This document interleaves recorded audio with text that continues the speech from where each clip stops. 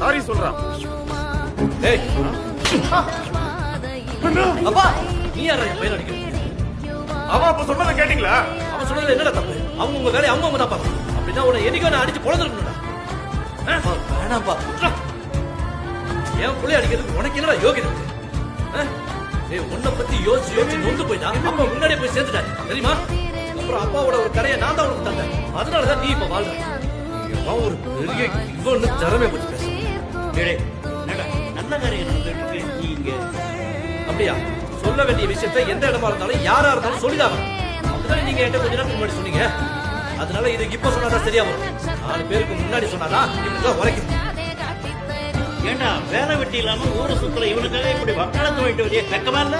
உனக்கு என்னடா வயசாகுது? உங்க வயசுல நீங்க என்ன பண்ணிட்டு இருந்தீங்க? ஒன்னும் கிளிக்கல.